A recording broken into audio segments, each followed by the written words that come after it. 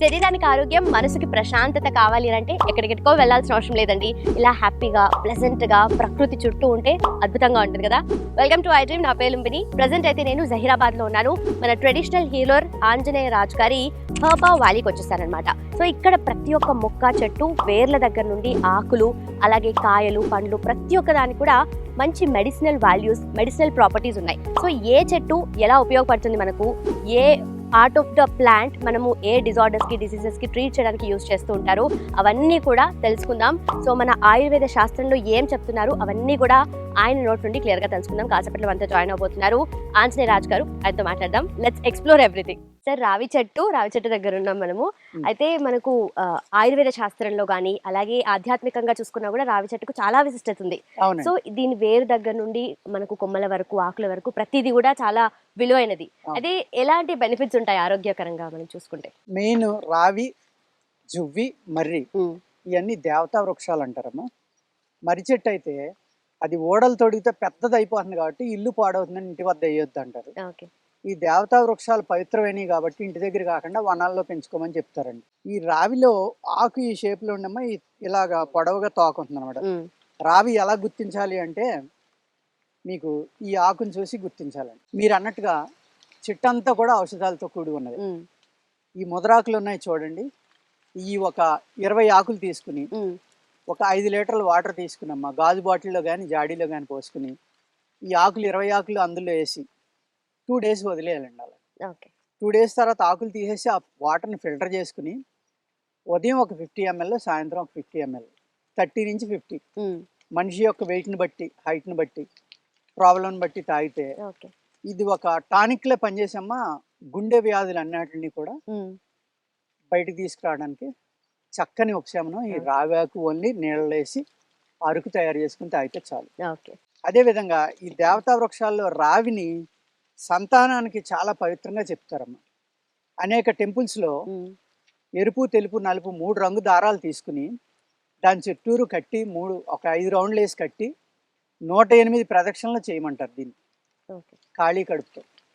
ఆ ప్రదక్షిణలు చేసినప్పుడు ఏమవుతుందంటేనండి, దీనికి ఒక అద్భుతమైన శక్తి ఏంటంటే రావి చెట్టులో ఏదైతే కాస్మిక్ ఎనర్జీ ఉందో, యూనివర్సల్ మ్యాగ్నెటిక్ ఫీల్డ్స్ అంటాం మనం, ఆ విశ్వం నుంచి వచ్చే శక్తిని అబ్జర్వ్ చేసుకుని మళ్ళీ బయటికి పంపించే గుణం ఈ రావిలో ఉంది.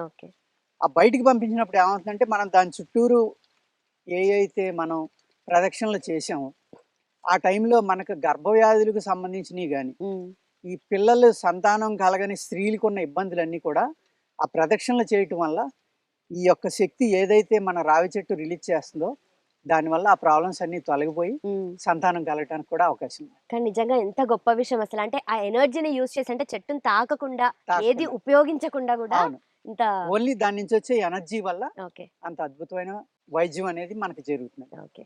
అదే విధంగా పుష్యమే ఆదివారం కానీ ఆ రావి వేరు యొక్క పైన తోలు తీసుకోవాలమ్మా. తాట అంటాం మనం దాన్ని. దాన్ని తీసుకుని మీరు నీడను ఆరబెట్టి దాన్ని చిన్న ముక్కలు కొట్టి ఆరబెట్టుకోవాలి.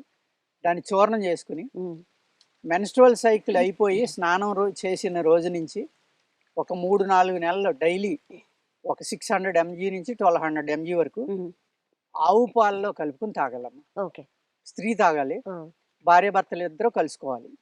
ఈ విధంగా 3-4 నెలలు చేస్తే కనుక ఎవరికైతే సంతానం కలగదో ఆ స్త్రీకి సంతానం కలగడానికి కూడా ఉపయోగపడుతుంది. పూర్వకాలం ఇప్పుడంటే 8-9 ఏళ్ళలో మెచ్యూరిటీ వచ్చేస్తుందండి, పెద్ద భవిష్యత్తు అయిపోతుంది.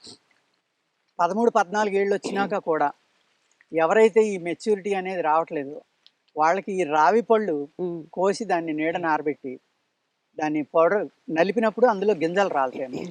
ఆ గింజల్ని తినిపించేవారు. ఒక వారం రోజులు తినిపిస్తే వాళ్ళకి మెచ్యూరిటీ అనేది. అది ఎవరికి తెలియని కూడా తెలియదు అసలు. అలా అంటే ఇప్పుడు వద్దన్నా కూడా వచ్చేస్తుంది. ఎందుకు వచ్చేస్తుంది అంటే మనం తినే ఆహారంలో గ్రోత్ ప్రమోటర్స్ ఉండటం వల్ల, కెమికల్స్ ఉండడం వల్ల. మెయిన్ గ్రోత్ ప్రమోటర్స్ అమ్మ. వాళ్ళకి 14 ఏళ్ళకి రావాల్సిన వయసు 9 ఏళ్ళకి వచ్చేస్తుంది. అందుకు వద్దన్నా కూడా మెచ్యూరిటీ అనేది వచ్చేస్తుంది అనమాట.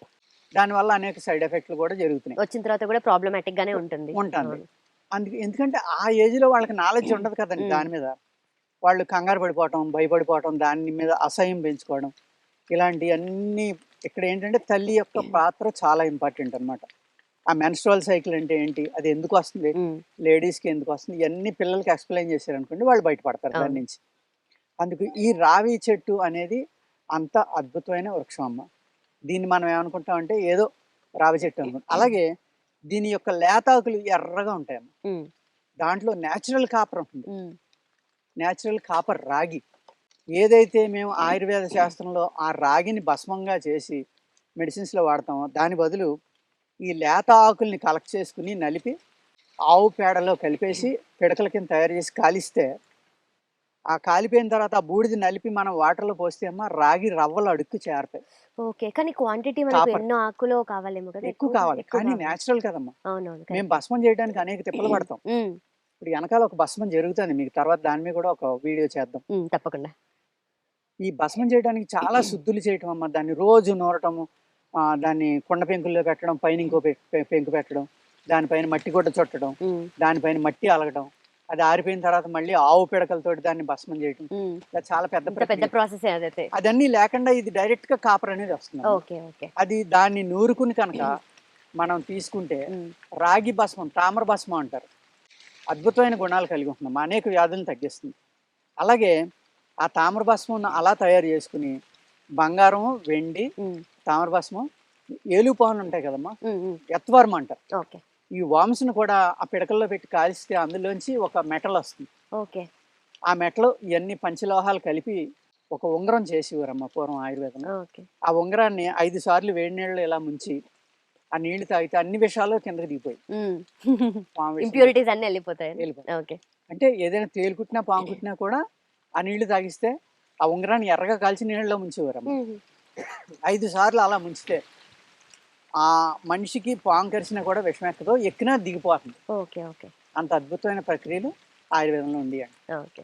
అలాగే రావి చెట్టులో ఇన్ని రకాలైన ఔషధ గుణాలు ఉన్నాయి.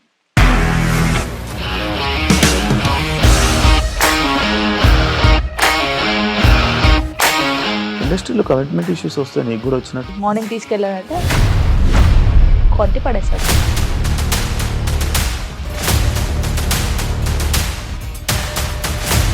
ఒక్కళ్ళు కూడా చూడలేదు ఈ సినిమా అని చెప్పడానికి కూడా చాలా ధైర్యం కావాలి. అది నిజం కదా, దాంట్లో ధైర్యం ఏంటి? ఇది నెక్స్ట్ డే ప్లేట్ మార్చేస్తే తప్పు కదా. As of now we are comfortable this అని నేను అనుకుంటున్నాను. రష్మిక గారిది మీది ఒకే ఊరు అంట కదా. నీకు కోపం వచ్చిందంటే బాగా తిట్టేత్తరా? తిట్టేద్దామండి. నిజంగా గేమ్ ని ఎలా చేంజ్ చేయగలిగారు? ఏపీఎస్ఎఫ్సి వాళ్ళకి 6 నెలల్లో నేను 6 లక్షలు కట్టా. బిజినెస్ చేయాలనుకుంటే it is as difficult as riding a tiger.